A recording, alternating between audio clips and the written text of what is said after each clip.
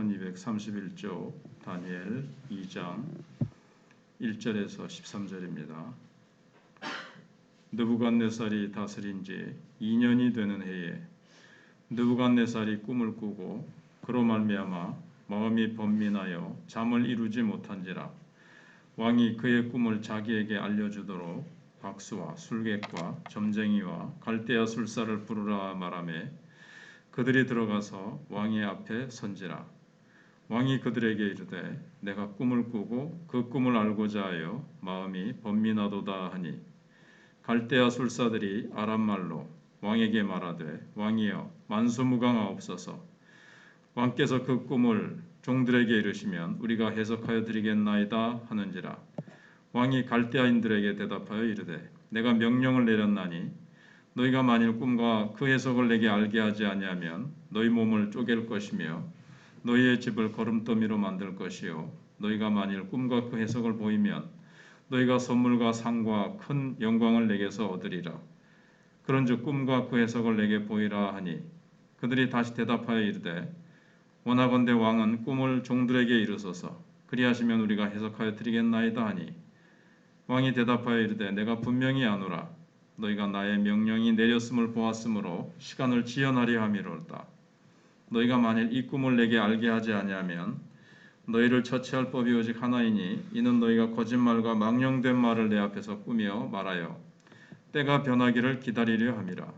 이제 그 꿈을 내게 알게 하라. 그리하면 너희가 그 해석도 보일 줄을 내가 알리라 하더라. 갈대아인들이 왕 앞에 대답하여 이르되 세상에는 왕의 그 일을 보일 자가 한 사람도 없으므로 어떤 크고 권력 있는 왕이라도 이런 것으로 박수에게나 술객에게나 갈대아인들에게 물은 자가 없었나이다. 왕께서 물으신 것은 어려운 일이라. 육체와 함께 살지 아니하는 신들 외에는 왕 앞에 그것을 보일 자가 없나이다 한지라. 왕이 이로 말미암아 진노하고 통분하여 바벨론의 모든 지혜자들을 다 죽이라 명령하니라. 왕의 명령이 내림에 지혜자들은 죽게 되었고 다니엘과 그의 친구들도 죽이려고 찾았더라. 이 세상에서 아무리 부귀영화 모든 좋은 것을 다 얻는다 할지라도 행복하지 못한 것을 엿볼 수가 있습니다. 인간의 욕망은 만족할 줄을 모릅니다. 하나가 성취되면 또 다른 성취가 또 하고 싶고 지금 한 성취는 싹 지워지면서 또 다른 성취 또 그것을 성취하고 나면 거기에 대한 만족은 또 지워지면서 또 다른 성취 더 많은 성취 이렇게 끊임없이 인간은 욕망하고 욕망의 노예가 되어서 살아가는 것을 우리가 세상 속에서 볼 수가 있습니다. 이미 손에 쥔 것은 즐기지 못하고 다른 것을 손에 쥐려고 안달하고 싸우는 인생들을 우리가 세상 속에서 계속 우리가 볼 수가 있습니다. 느부갓네살이 그랬습니다. 다 가졌고 모든 것을 다 할 수 있는 것 같은 사람이지만 오늘 본문을 보면 행복해 보이지가 않습니다. 꿈 하나 꿨는데 이 바벨론 제국이 얼마나 무기력한지 왕이 또 얼마나 무기력한지 인간의 지혜의 어떤 한계 무기력이 오늘 본문에서 그렇게 나타나고 있습니다. 그래서 오늘 본문에 보시면 느부갓네살이 왕위에 오른 지 2년째 되던 해에 왕은 한 꿈을 꾸는데 잠을 이루지 못할 만큼 괴로워했습니다. 왕이 꾸는 꿈은 왕조의 장래나 그 왕의 미래를 예측하는 데 사용됐기 때문에 이 꿈을 어떻게 해석하느냐에 따라서 잘 해석하면 이제 나라와 그 왕의 미래가 그 꿈에 달려 있다고 옛날에는 그렇게 이제 생각을 했습니다. 어떤 정변이나 전쟁 같은 상황을 미리 꿈을 통해서 알 수 있으면 전쟁도 대비할 수가 있고 어떤 정변이 일어나는 것을 대비할 수 있기 때문에 이 느부갓네살이 꿈을 꾸고 이게 심상치 않다. 이게 분명히 나의 미래나 우리 왕국의 미래를 보여주는 것 같은데 근데 쉽게 얘기할 수가 없고 또 일단은 해석이 안 돼서 막 전전긍긍하는 겁니다. 섣불리 누구한테 얘기할 수가 없어요. 왜냐하면 그 꿈이 이렇게 반역을 도모하는 그런 꿈이라면 이게 잘못하면 이제 좀 뛰어난 사람들이 딱 듣고는 이거는 왕이 곧 죽을 정변이 일어나서 죽을 그런 꿈인데 이러면서 딱 이 역공을 할 수가 있거든요. 그래서 함부로 발설할 수도 없는 겁니다. 그러니까 지금 천하를 호령한다고 하는 느부갓네살 왕이 꿈 하나 때문에 쩔쩔매고 있는 거고 두려워하고 있는 겁니다. 아무리 천하를 호령한다 해도 한낱 인간에 불과하다는 것을 이제 본문이 보여주는 거죠. 인간은 미래를 알 수도 없고 미래를 통제할 수도 없어서 이제 괴로워하고 있는 모습을 봅니다. 제국을 호령했고 주변 나라에게 잠을 이루지 못하게 할 만큼 두려움의 대상이었거든요. 그렇지만 자신의 운명 앞에서는 쩔쩔매는 한 인간에 불과했다는 겁니다.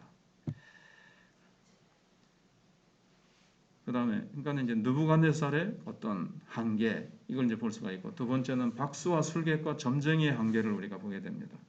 왕은 뛰어난 국내의 모든 박수와 술객과 점쟁이를 부릅니다. 그리고 꿈과 해석을 알게 하지 못하면 몸을 쪼개고 그 집을 거름더미로 만들겠다고 딱 선포를 하고 해석을 해주면 선물과 상과 큰 영광을 주겠다고 약속을 합니다.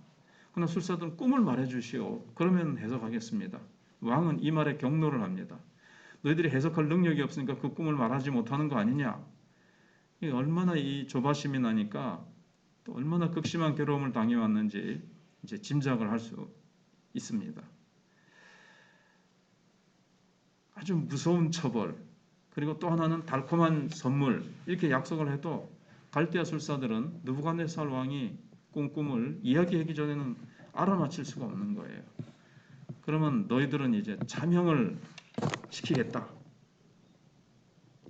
이건 이제 스스로 제국의 무능력을 인정하게 되는 거죠. 그리고 분노 조절이 지금 안 돼서 그냥 그걸 다 죽이겠다는 겁니다. 그 자기가 의지하고 있는 또 왕국의 뛰어난 자들을, 물론 이 술사 이런 사람들이 이 우상 숭배하는 사람들이지만 스스로 자기 자국을 자기가 허물겠다는 거죠. 뛰어난 사람들을 다 죽이겠다. 인재들을 다 죽이겠다. 이런 어리석은 왕의 모습을 보게 됩니다. 아무리 뛰어난 사람들이 와도 이 말하지 않은 꿈을 어떻게 해석을 할 수가 있겠습니까? 그래서 결국은 왕이 자신의 꿈을 알아맞혀야 한다고 막 생떼를 쓰니까 갈대아 술사들은 육체와 함께 살지 아니하는 신들 외에는 그 일을 능히 해낼 자가 없습니다. 이렇게 얘기합니다. 이게 답이었습니다. 이게 진실입니다. 꿈이 인간 밖에서 주어지는 거죠. 안 그러면 자기 마음대로 꿈을 자기가 꿀 수 있는 거죠. 나는 오늘 밤에 무슨 꿈을 꾸겠다. 그러면 딱 그 꿈이 꾸어지고 나는 오늘 밤 이런 꿈을 꿀래. 그러면 그 꿈이 꾸어진다면 얼마나 좋겠습니까만은 그게 안 되죠. 자기가 전혀 원하지 않고 생각지도 못했던 꿈을 꿉니다. 밖에서 주어지는 겁니다. 그러니까 해석하는 것도 역시 인간 밖에서 주어지는 겁니다. 그래서 인간이 만들고 통제하고 조종하는 신을 갈대아 술사들은 믿고 있다는 것을, 섬기고 있다는 것을 자인한 거예요.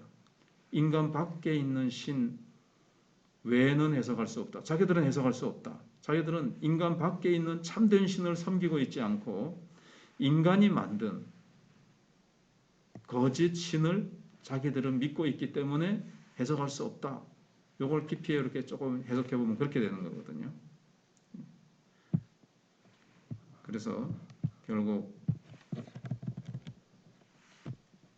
하나님만이 이것을 이제 해석할 수 있게 되는데 참 여기서 느부갓네살 왕은 자기의 운명을 자기 마음대로 할 수 없는 연약한 인간임을 볼 수 있게 됩니다. 그리고 이 일로 말미암아 누가 등장하게 됩니까? 이 일로 말미암아 다니엘과 세 친구가 이제 역사의 무대에 딱 드러나게 되는 거죠. 그래서 우리에게 오는 어떤 주변의 어려움들이 오히려 참 하나님을 섬기는 인간 밖에 존재하시는 정말 성부, 성자, 성령 하나님을 모시고 있는 우리 그리스도인들이 정말 해결할 수 있는, 답을 줄 수 있는 그런 어떤 현실, 어떤 그런 환경을 만들어내는 겁니다. 코로나로 인해서 참 어려움들이 많았었는데 사람들은 모르겠지만 또 아정인수기억으로 해석한다 그럴지 모르지만 우리 고신총에서 70일 새벽 기도를 했습니다.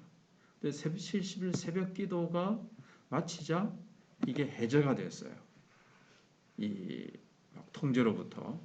그리고 여러 가지 또 뭐 그 말하기 그렇지만은 여러 가지 어떤 좋은 일들이 생각지도 못했던 어떤 일들이 국가적으로 일어나게 됐습니다.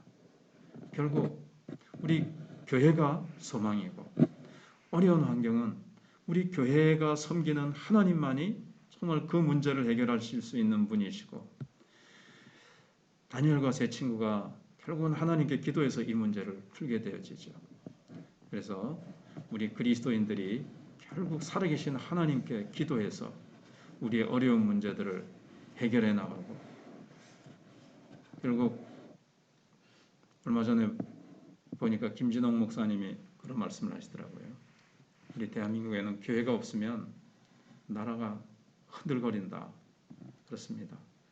교회가 예배드리고 교회가 하나님 앞에 기도하기 때문에 하나님께서 이 민족을 붙드시고 하나님께서 이 민족을 통해서 한국교회를 통해서 하나님께서 이 민족 가운데 하실 일이 계셔서 또 온 세계 만방에 하실 일이 계셔서 하나님께서 교회의 기도를 통해서 또 우리 그리스도인들을 통해서 세상에 하나님의 축복과 은혜가 흘러가고 있는 것을 보게 됩니다. 세상은 모든 것을 가진 것 같아도 힘이 없고 한계가 있습니다. 참된 행복을 누리지 못합니다. 우리가 가지고 있는 이 복음, 우리가 모시고 있는 이 주 예수 그리스도와 삼위일체 하나님을 우리가 정말 증거하는 우리가 되어야 되겠습니다.